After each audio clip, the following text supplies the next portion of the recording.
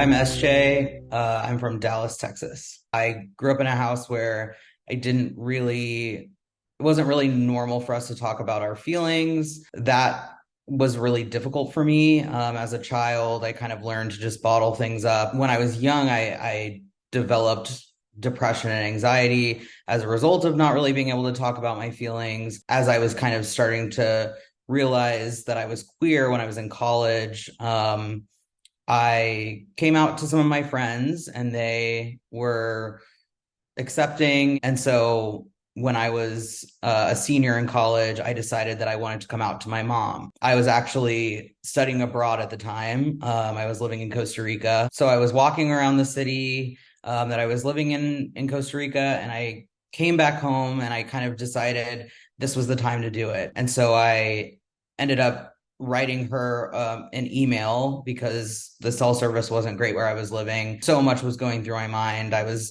anxious, but I was excited because this huge key part of who I am was finally going to be revealed to her. And like, I was hoping that it was going to go well. And I kind of shared a little bit of my fears, that I was afraid of how she would react to it. After a few days of silence from her after sending that email, um, I was pretty scared and pretty worried. And then finally, she emailed me back. She was like, "Your life is never going to be easy. I'm mourning the loss of the person I thought you were.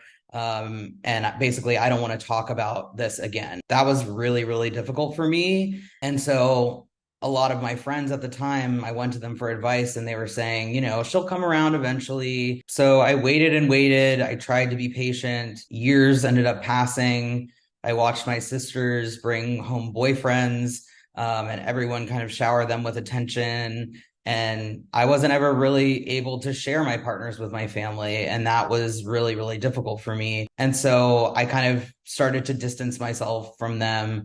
I started coming home less, and kind of decided to start keeping them at an arm's length. Then I started seeing a therapist right before the pandemic to help me work through my relationship with my parents specifically. And I learned coping mechanisms and how to set boundaries. And I tried to do all of these things, but nothing was really working.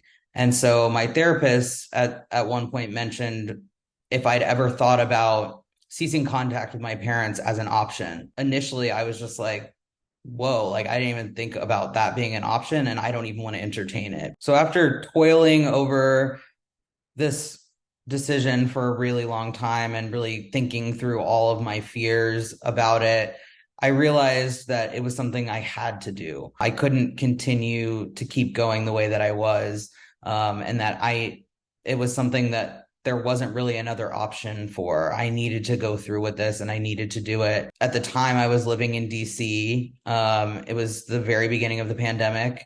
And I got my laptop out and I started to craft letters to my mom and also to my dad, who I'm not really in contact with anyway, but I did feel like I needed to fully cease contact with him as well. So I sat down to write these emails that seemingly were impossible to word correctly. But I was able to kind of put all of my feelings into them, but also explain what this all meant, and also be really clear with them about my boundaries for them not contacting me. So after I send the email, I get a response from my mom, and of course she's upset.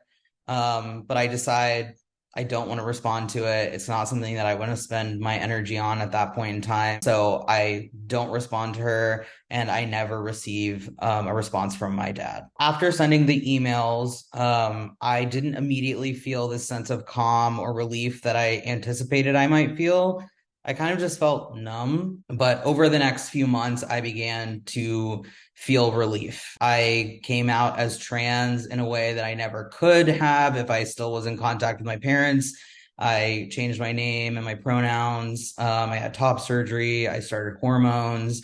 And I was finally living as my true self fully in my life. So a few months later, I had a birthday party at a local brewery, and a bunch of my friends showed up. I was like, wow, this is such an amazing situation that I've found myself in with, all these amazing queer and trans people around me. And I would have never probably had the opportunity to build such an amazing chosen family without, having done this really hard thing. As queer people and as trans people, we're expected to be patient for a lot of things, for rights, for all kinds of different things, for acceptance. We can't be patient forever. You have to put yourself first always, and that's something that I learned from this experience. Is this is such a hard thing for me to do, such a hard decision. It wasn't made lightly, but also that